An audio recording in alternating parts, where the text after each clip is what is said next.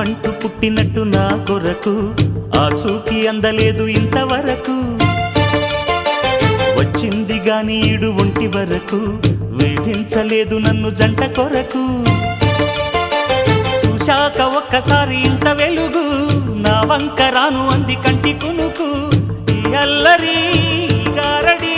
నీ లీల అనుకోనా నీ పేరు ప్రేమ అవునా ఇవాళే నిన్ను పోల్చుకుందా